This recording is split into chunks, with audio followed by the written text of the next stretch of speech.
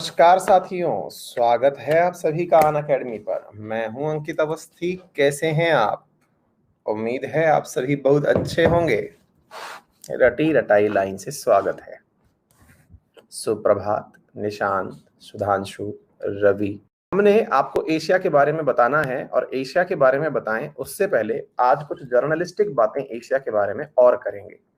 कौन सी बातें? हमने समुद्र वमुद्र का तो पूरा मंथन कर लिया है।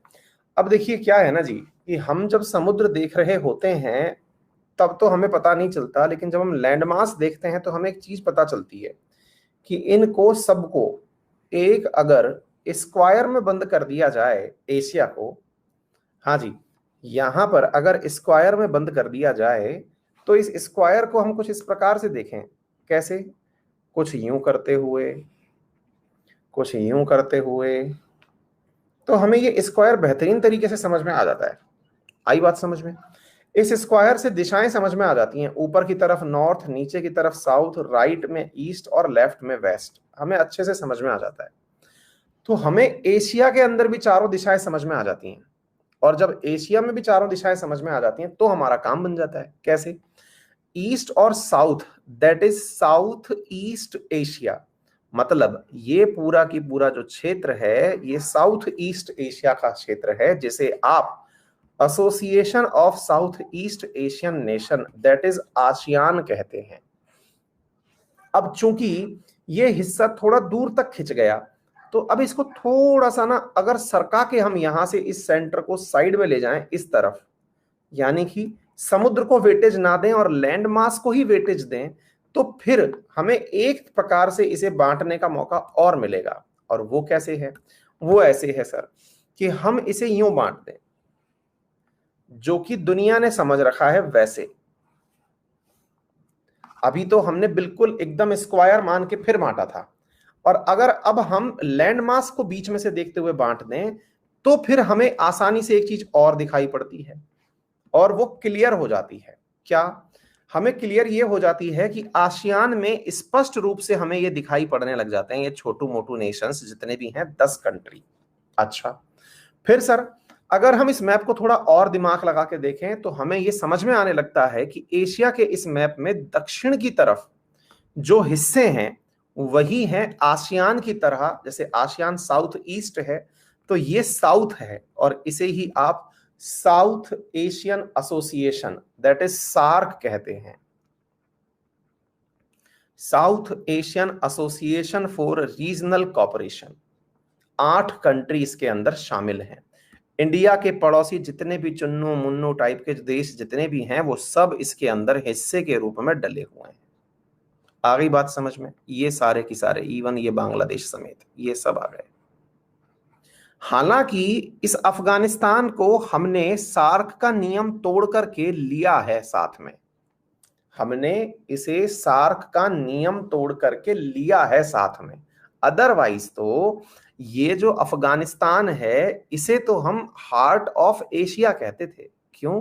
क्योंकि देखने वाले को ये एशिया के लेफ्ट में ही नजर आता था, और यही कारण है कि दुनिया वाले अक्सर इसके नाम से हार्ट ऑफ एशिया समिट बुलाते हैं। उम्मीद है आपको पता हो, हार्ट ऑफ एशिया, क्योंकि ये थोड़ा सा सेंटर से लेफ्ट की तरफ दिखाई देता है। उम्मीद है मैंने आपको ये क्लास में पढ़ाया था, आपको याद भी होगा, टर्की ने इसका निर्माण किया था। इस्तांबुल प्रोसेस, मजा ही आ गया। देखिए पढ़ाने का आनंद ये है कि करंट से जब बच्चे रिलेट कर लेते हैं तो इस्तांबुल प्रोसेस भी उन्होंने रिलेट कर लिया है। इससे ज्यादा और क्या हो सकता है? शाबाश बच्चों, क्लियर। सेंटर से थोड़ा लेफ्ट में, तो हमने इसे इस्तांबुल प्रोसेस के आधार पर, बिल्कुल क्योंकि लेफ्ट में ही दिल होता है, तो भाई साहब इसे हार्ट ऑफ एशिया में डाल दिया गया। ठीक है, जब इसे हार्ट ऑफ एशिया में डाला तो इसने कहा कि दिल भैया, हार्ट जो है वो सेंटर में है, तो इसके आसपास के जो देश थे उन्हें सेंट्रल एशियन देश कह दिया गया। अफगानिस्तान के ऊपर के जो छोटू मोटू देश थे, कौन कौन से? अब ये छोटू मोटू तो नहीं थे टेक्निकली, ये सारे के सारे देश, Kazakhstan, Kyrgyzstan, Tajikistan, Turkmenistan, Uzbekistan, 5 देश सेंट्रल एशिया देश कहलाए। आगे बात समझ में? चूंकि मैप को ध्यान से देखते हैं तो मैप में पश्चिम की तरफ यहां पर हमें ये देश दिखाई दिए। कौन से? Saudi Arab, Oman, Iraq, Turkey, Iran, Bahrain, Kuwait, gulf, ये जितनी भी कंट्री थी ये सब हमको दिखाई दी। क्योंकि एशिया में ये वेस्ट की तरफ दिखाई दे रहे हैं, इसीलिए इन्हें वेस्ट एशिया कहते हैं। क्या कहते हैं? West Asia. लेकिन कई बार ये चीज हमें कंफ्यूज करती है, क्योंकि कई बार अखबारों में ये मिडिल ईस्ट के नाम से लिखा आता है। हम लोग जिसे वेस्ट एशिया कहते हैं वो अखबारों में कई बार मिडिल ईस्ट लिखा आता है। अब टेक्निकली स्पीकिंग तो हमें ईस्ट तो इधर की तरफ दिखाई पड़ रहा है, और ईस्ट का मिडिल तो कहीं यहीं होना चाहिए था, तो फिर इसको मिडिल ईस्ट क्यों कहा? इस बात को समझने के लिए हमें एक बार वर्ल्ड मैप को ध्यान से देखना होगा। वर्ल्ड मैप में जब मैंने आपके सामने दुनिया को 4 भागों में बांटने का गुस्ताखी की थी कोऑर्डिनेट्स के आधार पर, तो आपने उसे नोटिस भी किया होगा। ये थे ब्रिटेन वाले, और इन ब्रिटेन वालों ने अपने बिल्कुल पास में से ग्रीनविच नामक लेबोरेटरी के बगल में से होकर के एक लाइन खिंचवाई थी, जिसे ग्रीनविच मीन टाइम कहते हैं। उम्मीद है आप लोगों को वो याद हो। अगर वो याद हो तो फिर आपको ये भी याद होगा कि हम लोगों ने इस प्रकार गल्फ ऑफ गुइनिया पर क्रॉस लगाते हुए इक्वेटर भी देखी थी। अगर आपको ये भी याद हो तो आपको ये समझ में आ चुका होगा कि दुनिया में ऊपर की तरफ नॉर्थ, नीचे की तरफ साउथ, राइट में ईस्ट और लेफ्ट में वेस्ट है। तो दुनिया वालों की नजर में इस पूरे की पूरे नॉर्थ साउथ वाली लाइन से, जिसे आप 0 डिग्री प्राइम मेरिडियन कहते हैं, इससे इस तरफ ईस्ट है। प्राइम मेरिडियन से 0 डिग्री, जिसे जीएमटी भी कहते हैं, ग्रीनविच मीन टाइम जिसे आप कहते हैं, उससे ये एक तरफ यानी राइट हैंड साइड पर क्या है? ईस्ट है, और इसके लेफ्ट हैंड साइड पर वेस्ट है। अब देखिए, हम जब ईस्ट में चलने लगे, उड़ने लगे, ईस्ट में चलने लगे, तो सबसे ईस्ट में इन्हें असल में जापान की कल्पना थी, यानी कि देश के रूप में जापान है। हालांकि छोटे मोटे देश बहुत हैं जो आईडीएल के पास पड़े हुए हैं, उनकी देश की चर्चाओं बाद में करेंगे, लेकिन ईस्ट के कंट्री ये कहलाए। तो इस तरफ जब चल रहे थे तो ईस्ट की यात्रा में बीच में ये देश दिखाई दिए। यानी अंग्रेज लोग जब अपनी जगह से ईस्ट की तरफ मूव होने शुरू हुए, तो चलना शुरू हुए, तो लगभग बीच में उन्हें क्या दिखाई पड़ गया? ये वाला क्षेत्र पर्शियन यानी कि अरेबियन कंट्री दिखाई पड़ गई। चूंकि ये ईस्ट के मिडल में दिखाई पड़ी, इसलिए इनका नाम मिडिल ईस्ट हो गया। हाँ भाई, तो इनका नाम मिडिल ईस्ट क्यों हुआ, समझ में आया? एक बार थम्स अप कर दीजिए। टेक्निकली इंडिया के साथ अगर हम बात करें, इंडियन स्टैंडर्ड टाइम्स के साथ बात करें, तब तो ये वेस्ट एशिया में है।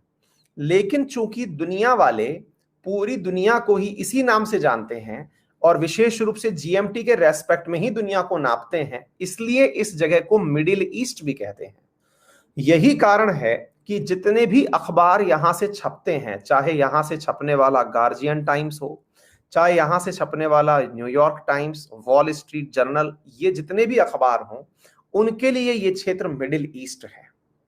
चूंकि यहां पर एक जगह है कतर, जहां का अखबार है, जैसे ग्लोबल टाइम्स चाइना का अखबार है, ऐसे ही कतर का अखबार है अल जजीरा। हालांकि वो अल जजीरा जो है वो इसी जगह से निकलता है, लेकिन वो भी चूंकि अमेरिकी इन्फ्लुएंस में कार्य करता है, इसलिए वो भी इसे मिडिल ईस्ट ही बोलता है। क्या आपको मेरी बात समझ में आ रही है?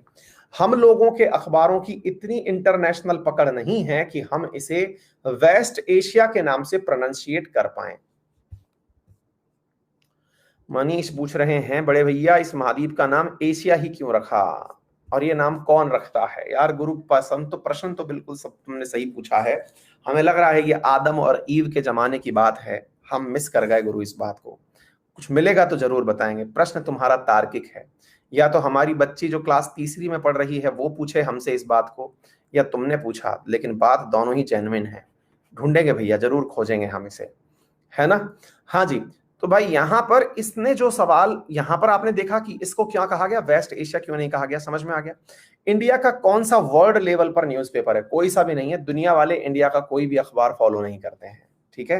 अगर देखना होगा तो इंडियन न्यूज को देख लेते हैं, बाकी कोई भी दुनिया वाले हमारे अखबारों को फॉलो नहीं करते हैं। करना भी नहीं चाहिए, है ना।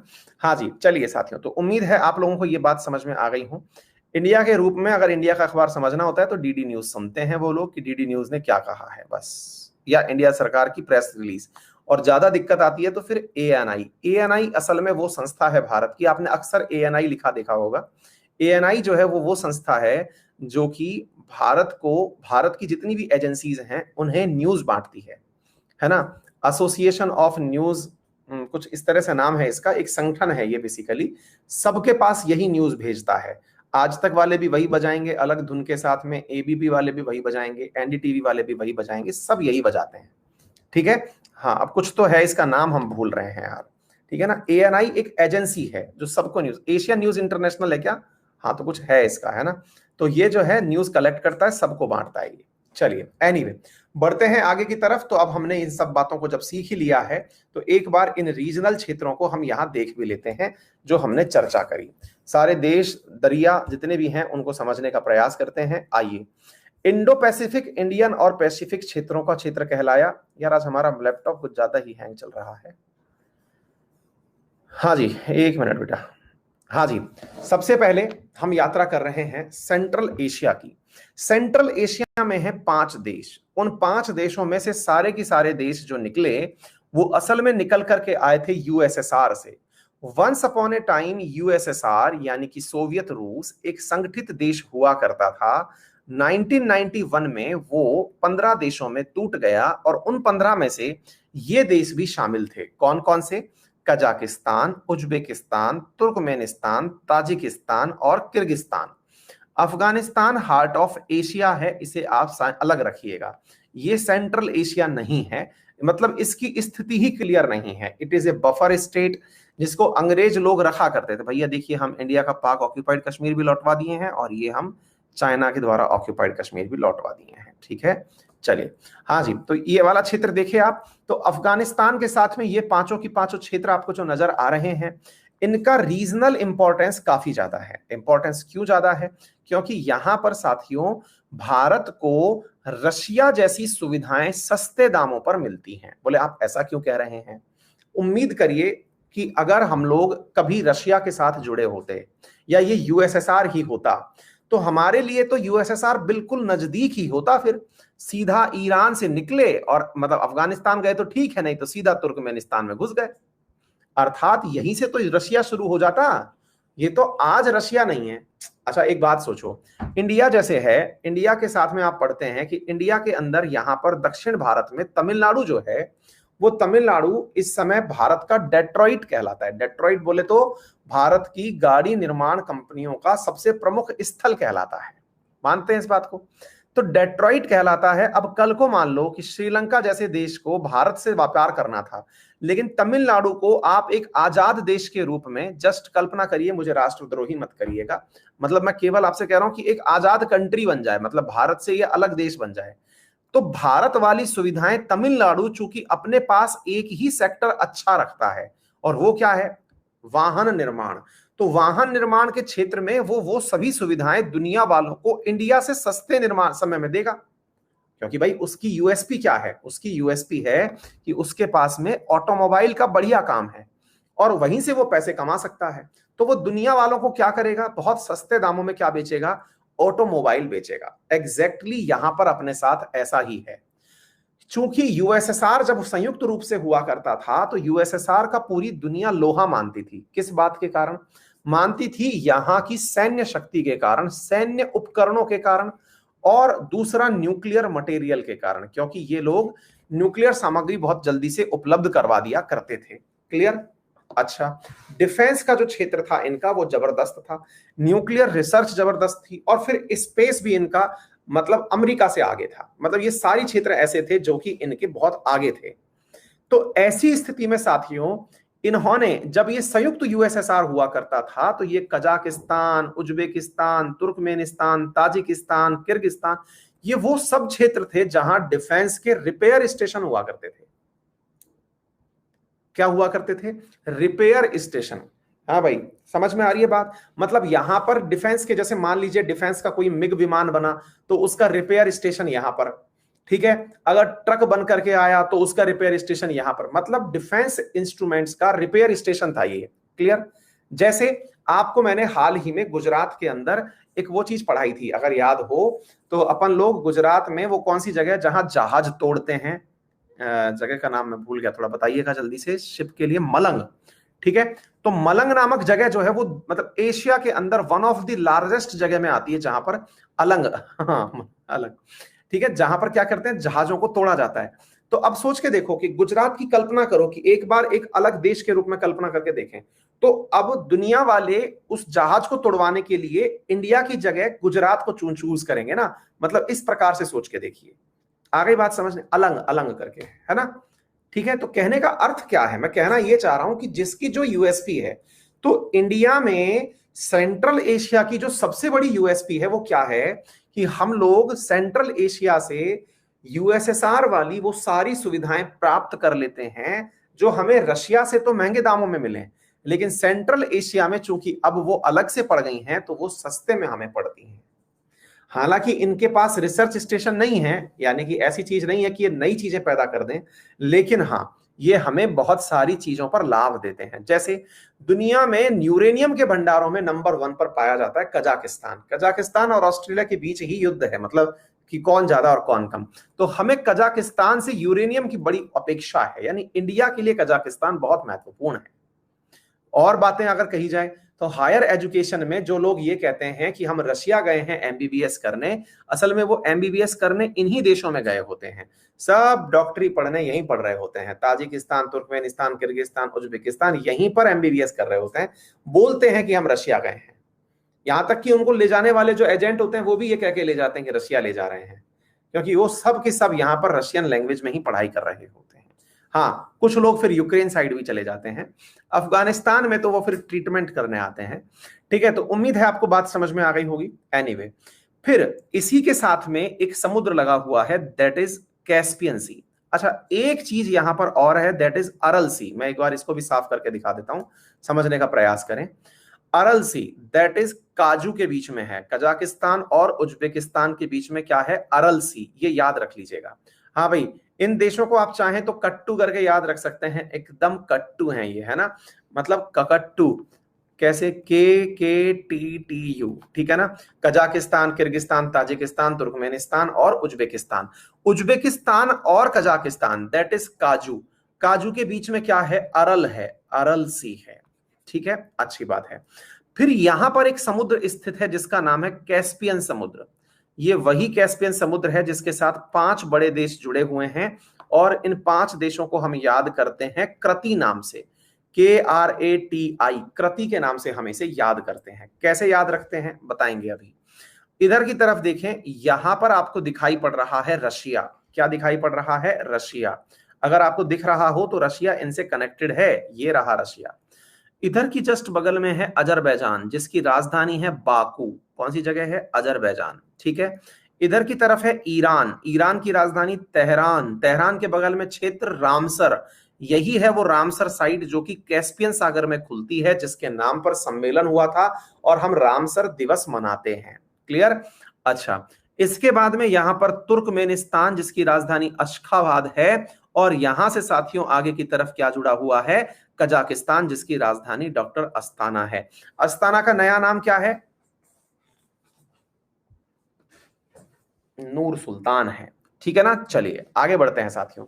तो अब हमने कृति को कैसे याद किया, K4 Kazakhstan, R4 Russia, A4 Azerbaijan, T4 Turkmenistan और I4 ईरान। तो 5 देश कैस्पियन सागर से लगे हुए हैं, तो असल में ये कैस्पियन सागर से भी जुड़े हुए आपने सारे के सारे क्षेत्र दिखा दिए। तो उम्मीद है ये बात भी समझ में आ गई होगी। क्लियर? चलिए आगे बढ़ते हैं साथियों, अगले पड़ाव की तरफ थोड़ी यात्रा हम करते हैं। तो आप लोगों ने ये प्रॉपर तरीके से पूरी की पूरी बातें सही से समझ ली हैं जो मैं कहना आप लोगों से चाह रहा था। ठीक है साथियों, आगे बढ़ते हैं। हम इसको यहाँ पर ढूंढ रहे हैं, ईरान, तुर्कमेनिस्तान, असल में कैस्पियन सी यहाँ पर दिखा दिया आप लोगों को। ठीक है, चलिए साथियों आगे बढ़े, अगले सवाल की तरफ चलते हैं और आपको फिर हम दिखाते हैं जो कि भारत के कोस्टल एरियाज पर स्थित इंडियन ओशियन के साथ कंट्रीज हैं। लेकिन उससे पहले 1 मिनट होल्ड करिए, हम आपके लिए कुछ और ढूंढ रहे हैं।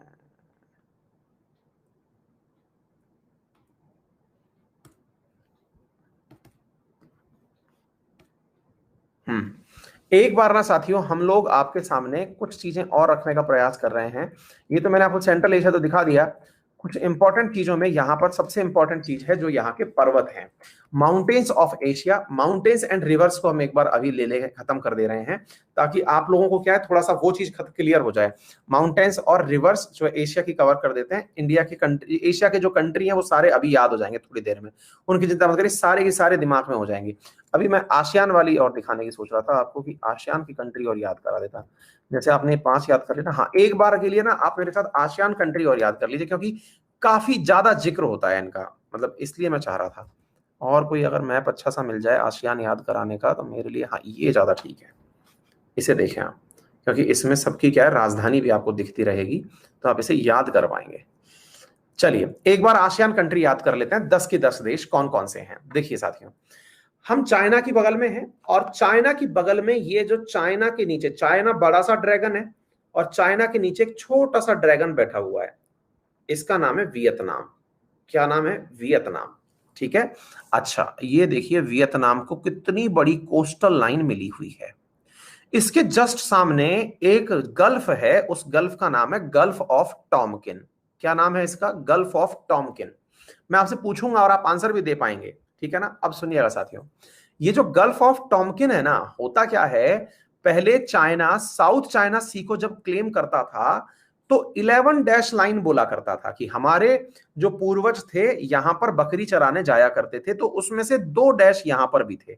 एक बार के लिए मैं इसको इरेज ऑल कर देता हूं, इधर देखें, यहां पर साथियों चाइना वाले क्या क्या करते थे, ये जो जगह है यहां पर 2 डैश खींच रखे थे उन्होंने कि हमारे घर वाले जो हैं यहां पर क्या करने जाते थे, मतलब बकरी चराने जाया करते थे। 2 डैश यहां पर, फिर बाकी सारे जो डैश हैं वो 9 डैश उसने इस प्रकार से क्लियर किए हुए थे। 9 डैश कौन कौन से थे, इधर की तरफ दिखाता हूं, एक बार देखें आप। एक मिनट यार, ये जूम ज्यादा हो गया। ठीक है, तो 2 डैश यहां, बाकी डैश 1 2 3 4 5 6 7 8 9, 9 डैश, तो 9 + 2 कुल मिलाकर के 11 डैश। उसकी एक फिलॉसफी थी चाइना की, जिसे वो कहता था कि जहां जहां हमने डैश मान रखे हैं वो सारे क्षेत्र हमारे हैं। यही कारण है कि इसी फिलॉसफी के चलते वो साउथ चाइना सी को खुद का मानता है। ठीक है, अच्छी बात है। लेकिन वियतनाम के साथ थोड़ी सेटिंग हुई इसके साथ, और वियतनाम ने कहा कि सर 11 डैश तो नहीं चलेगा, आप गल्फ ऑफ टॉमकिन वाले 2 डैश रहने दीजिए। तो इन्होंने 2 डैश माइनस कर दिए। अब गल्फ ऑफ टॉमकिन वाले जो डैश हैं वो तो लग गए वियतनाम के, और इसके बाद में जो बाकी 9 डैश हैं वो गए साउथ चाइना सी में। तो अब वर्तमान में चाइना अपनी लैंड टेरिटरी किस प्रकार से क्लेम करता है, तो आंसर है 9 डैश लाइन से क्लेम करता है। कौन सी से क्लेम करता है? 9 डैश लाइन से क्लेम करता है। ठीक है, तो 11 डैश के पल परिकल्पना खत्म हो चुकी है, 2 डैश किसमें है, अब गल्फ ऑफ टॉमकिन में है। तो ये तो हमने वियतनाम के बारे में बताया। स्टार लगी हुई जगह हनोई जो है यहाँ की राजधानी है। आगे बढ़ते हैं, थोड़ी और बातें सिखाते हैं, आइए देखते हैं। इसके बगल में एक देश है, इसका नाम है साथियों लाओस। लाओस की राजधानी है वियंतियन। साथियों ये वो देश है जो कि लैंडलॉक भी है, और लैंडलॉक होने का इसे नुकसान ये है कि चाइना इसे पूरी तरह बर्बाद कर चुका है। बर्बाद कर चुका है का मतलब ये है कि अगर चाइना इसके ऊपर से हाथ खींच ले तो ये बिजली भी नहीं चुरा पाएंगे, मतलब इलेक्ट्रिसिटी ग्रिड भी चाइना के पास इनकी गिरवी रखी हुई है ना। ये हमने आपको क्लास में पढ़ाया हुआ था, इतनी बुरी हालत है इसकी। यहां से आगे की तरफ बढ़ते हैं। ये जगह जो आपने देखी जिसे आप बर्मा कह रहे हैं, असल में ये बर्मा ना होकर म्यांमार है आज के समय पर। ठीक है, अच्छा इसके बाद में हम इस तरफ जब आगे चले तो यहां पर हमें दिखाई दिया थाईलैंड। थाईलैंड की राजधानी बैंकॉक। भारत के जो थोड़े से अमीर लोग हैं उनकी मस्ती की जगह बैंकॉक। यहां पर ये जो थोड़ी सी जगह बैंकॉक निकली, इसके आगे की तरफ अगर आप चलते हैं तो नीचे की तरफ आप चले, यहां पर आपको एक स्थमस दिखाई दिया। ये स्थमस, स्थमस का मतलब एक लैंडमास है, इसे कहते हैं करा स्थमस। क्या कहते हैं? करा, KARA, करा। ये वही करा स्थमस है जहां से करा कैनाल एक्सपेक्ट की जा रही थी चाइना के द्वारा। चाइना असल में स्ट्रेट ऑफ मलक्का को बाईपास करते हुए अंडमान सी को गल्फ ऑफ थाईलैंड से जोड़ने के लिए यहां पर एक कैनाल बनाना चाहता है, बिल्कुल वैसे ही जैसे कि पनामा कैनाल है, बिल्कुल वैसे ही जैसे स्वेज कैनाल है, ऐसे ही थाईलैंड में ये इन्वेस्टमेंट करके एक कैनाल बनाना चाहता है जिसका नाम करा कैनाल होगा। लेकिन थाईलैंड ने फिलहाल उसे मना कर दिया है। थाईलैंड ने कहा है कि अगर हम आपकी सहायता से बना दिए तो फिर मुसीबत हो जाएगी।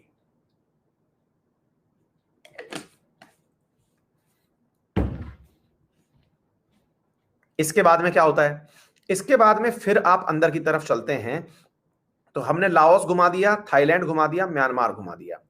अब साथियों असल में इन तीन देशों की बगल में यानी लाओस, थाईलैंड और म्यांमार, ये जो बॉर्डर एरिया है ना, ये दुनिया का सबसे बड़ा ड्रग कार्टेल समझा जाता है।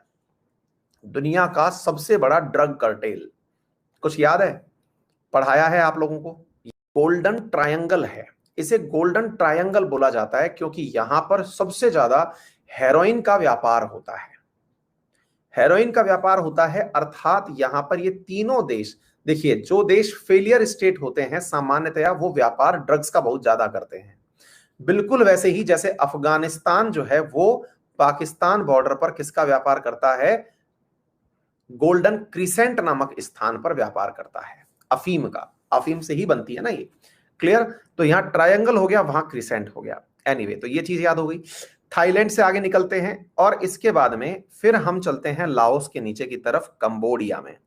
कंबोडिया वही जगह है जहां पर अंकोवार नामक टेम्पल है, कहते हैं दुनिया का सबसे बड़ा टेम्पल अंकोरवार यहीं पर है, ठीक है। अच्छा, यहां पर फ्योन फेम करके एक स्थान है जो कि इसकी राजधानी है। इसके बाद में और प्रमुख देश जो हैं, अब देखिए यहां पर 5 देश कंप्लीट हुए, बर्मा हो गया, थाईलैंड हो गया, लाओस हो गया, वियतनाम हो गया, कंबोडिया हो गया। 5 देश तो प्रमुख हमको एक ही बार में इंडिया के पड़ोस में मिल गए। अच्छा आगे चलते हैं। इसके बाद में अब नीचे की तरफ देशों की बारी है जो काफी ज्यादा रिच हैं और महत्वपूर्ण भी हैं। ये ऊपर वाले थोड़े गरीब प्रकार के थे, अब अमीर प्रकार के लोगों के पास चलते हैं। फिर हमें मिलता है मलेशिया, जिसके एक प्रमुख चच्चा हुआ करते थे महातिर मोहम्मद, जो कि पाकिस्तान के कड़े समर्थक थे। लेकिन इंडिया ने इनका तेल निकालना बंद कर दिया क्योंकि हमने इनसे पाम ऑयल इंपोर्ट बैन कर दिया था, जिसके चलते चच्चा महातिर को अपना पद छोड़ना पड़ा और वर्तमान में वहां सत्ता परिवर्तन हो गया और मलेशिया से भारत के व्यवहार अच्छे हैं। ये रहा कुआलालंपुर जो कि स्ट्रेट ऑफ मलक्का पर डला हुआ है। इसी के बिल्कुल मुहाने पर अगर आप देखें तो मलेशिया के बिल्कुल किनारे पर एक ऐसा देश जिसके सामने भारत सरकार भी सॉरी सॉरी बोलती हुई घूमती है, उम्मीद है आपको दिखाई पड़ रहा हो। रिसेंटली केजरीवाल वाले इशू के अंदर मैंने आपको बताया था कि यहां पर इस देश के आपत्ति जताने पर भारत सरकार के विदेश मंत्री तक को सफाई देनी पड़ी। इत्तू सा देश है। हम लोग कंफ्यूज रहते हैं, हम लोग फ्रस्ट्रेट रहते हैं कि इंडिया का क्षेत्रफल रशिया से छोटा है, इंडिया का क्षेत्रफल चाइना से छोटा है। अरे आप सोच के देखिए, इंडिया का क्षेत्रफल इस सिंगापुर से तो जाने कितने सिंगापुर बनाने जैसा हो जाए।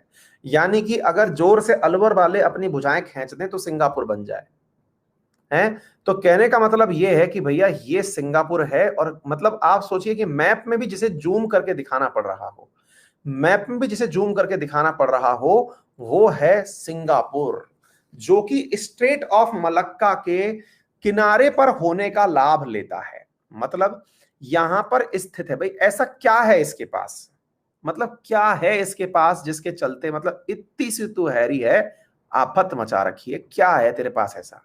तो भैया ये हवाई जहाज वालों का ढाबा, वो पानी के जहाज वालों का ढाबा है। ये ढाबा, असल में इसे ढाबा मत कहो, इसे कहो कि ये रास्ते में पड़ने वाली एक मोटेल है जहां पे पेट्रोल भी मिलता है, ड्राइवर्स के लिए रहने की व्यवस्था भी मिलती है, तेल का इलाज भी मिलता है, बढ़िया बढ़िया। आपने देखे होंगे, अगर आपने कभी बढ़िया हाईवे पे यात्रा करी हो, कभी दिल्ली चंडीगढ़ वाले हाईवे पर जाइए या दिल्ली जयपुर जाइए, अहमदाबाद मतलब अहमदाबाद मुंबई जाइए, मुंबई पुणे जाइए, वहां पे हाईवे के किनारे क्या होता है कि ढाबे बने होते हैं। फिर उन ढाबों पे बड़ी सारे मल्टीनेशनल ब्रांड्स की दुकानें बनी होती हैं। मतलब आप रास्ते में जा रहे हैं तो पता चल रहा है, अब जैसे इधर की तरफ जाते हैं, चंडीगढ़ हाईवे की तरफ जाते हैं तो एक काफी फेमस अमृत सुखदेव करके एक ढाबा आता है, ठीक है ना। तो मतलब दिल्ली वाले जानते हैं उसे, काफी ज्यादा फेमस है वो, ठीक है। तो उस तरफ मतलब लोग मतलब 50-100 किलोमीटर दूर जाकर के खाना खाने चले जाते हैं उसके पास में, है ना। तो वहां पर क्या है कि मूर्थल नामक जगह पर, सोनीपत जिले के अंदर, तो दिल्ली वाले वहां तक जा रहे हैं, उस पे सारे ब्रांड्स ने अपनी दुकानें लगा ली। मतलब कि ब्रांड्स वाले अपनी दुकानें लगा लगा के बैठे हैं, क्योंकि लोग यहाँ खाना खाने आएंगे, हम अपना सामान यहाँ बेच देंगे, क्योंकि खाना खाने लोग आ रहे हैं। रास्ते में हाईवे पे पहले तो बनती हैं ढाबे, ढाबे जब हिट हो जाते हैं तो दुकान वाले वही दुकान लगा के खड़े हो जाते हैं। जैसे हमारे जब आप आओगे तो जयपुर की तरफ जब आओगे तो हाईवे किंग नाम से एक ढाबा काफी फेमस हुआ है।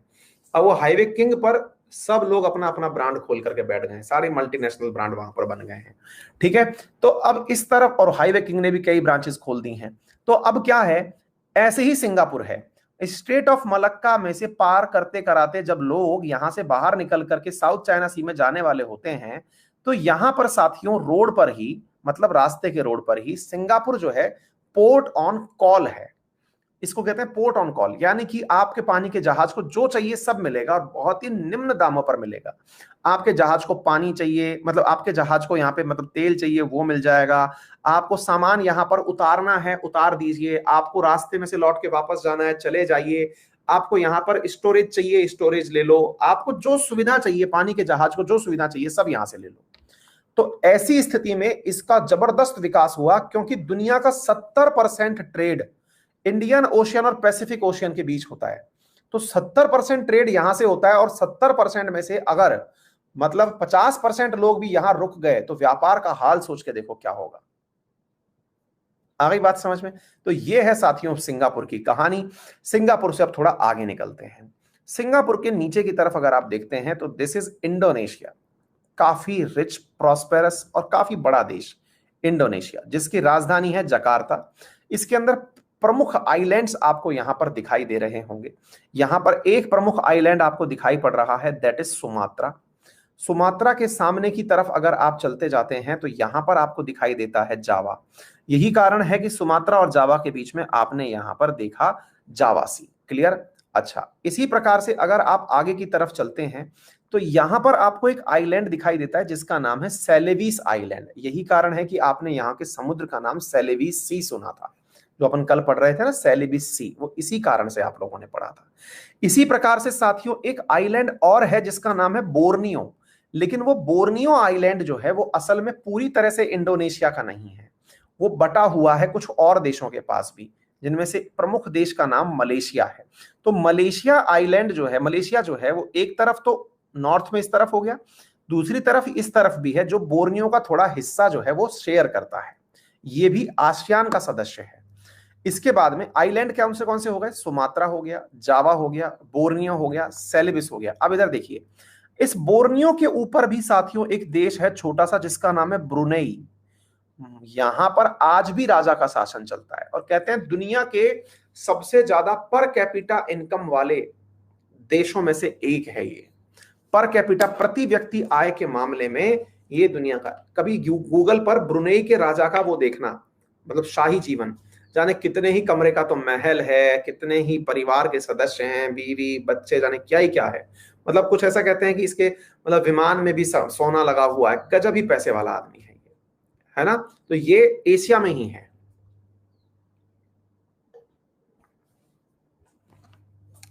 और एशिया के मतलब one of the top most उनमें पर कैपिटा इनकम वालों में आती है ये, ठीक है ना।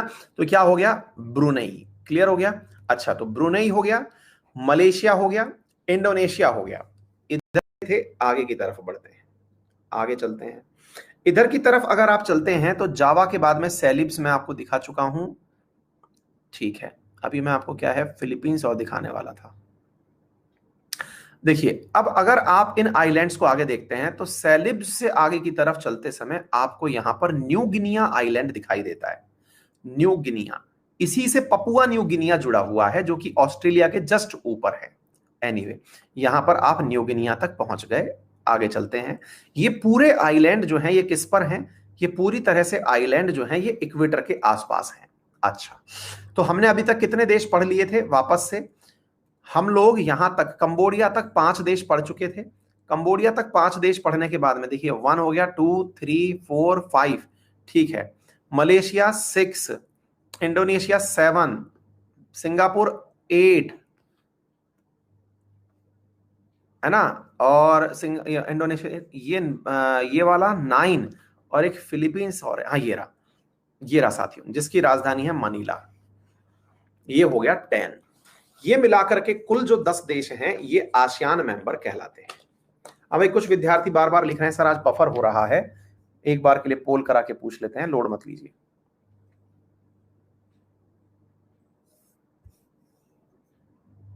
एक मिनट हो जाइए, हो सकता है हो रहा हो, क्या दिक्कत है, पूछने में क्या जा रहा है, अच्छा लगता है लोगों को हमसे पूछा गया।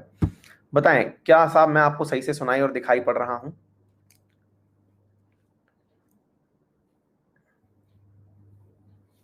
हाँ तो है ना इशू, देख लीजिए। एक मिनट बेटा, मैं इसका रिफ्रेश कर देता हूं, है ना, रुकिए।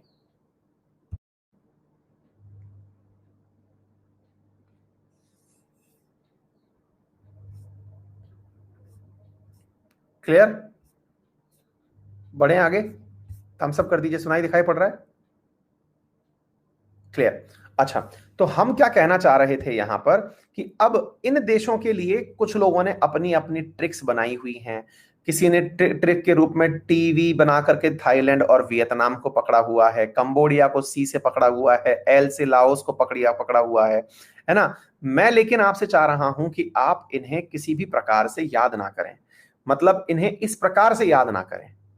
क्यों याद ना करें? क्योंकि अल्टीमेटली ना अगर इनकी फुल फॉर्म याद नहीं है, हाँ टीवी क्लिप ऑफ एमबीबीएस, लोगों ने आसियान को याद किया हुआ है, TV clip of MBBS, Thailand, Vietnam clip के अंदर कंबोडिया, लाओस, ये सारे के सारे याद किए हुए हैं। बट आप इन 10 की 10 को ना टिप्स पे याद वैसे भी रखें। 10 देश हैं, एनी टाइम आपको आगे पीछे से इनकी जानकारी हो, वियतनाम, लाओस, थाईलैंड, कंबोडिया, जब आपको ये मेनलैंड दिमाग में रहेंगे तो चीजें समझने में बहुत फायदा रहेगा, है ना। M4 म्यांमार, M4 ये क्या बोलते हैं मलेशिया, B4 आपके सामने ब्रुनेई, ये सब की सारे देश अपन ने याद रख लिए, ठीक है। चलिए, तो 10 देश आपके सामने हो गए। टीवी क्लिप ऑफ एमबीबीएस जिसने याद कर रखा है अच्छी बात है। एक बार के लिए 10 देश मैं आपसे पूछ लेता हूं, देखिए आपको बिना उसके भी याद हो गए। हाँ जी, सबसे कॉर्नर की तरफ मैं आपसे वैसे ही पूछता जा रहा हूं। चलिए, मैंने एक ये बना दिया और एक हिस्सा ये बना दिया, है ना। नक्शा तो बनाना अपन को आता नहीं है, फिर भी अपन ट्राई करते हैं। बताइए ये देश कौन सा है? मतलब वियतनाम वाली साइड में चल रहे हैं हम, साउथ चाइना सी के बगल में। ये कौन सा देश हो गया? वियतनाम। वियतनाम के बगल में एक लैंडलॉक देश है, लैंडलॉक, लाओस। इसके नीचे की तरफ एक देश है, सबसे बड़ा मंदिर है उसके पास में, कंबोडिया। यहां पर इंडिया की तरफ जुड़ा हुआ एक देश है, म्यांमार। यहां लोग सस्ते में घूमने जाते हैं।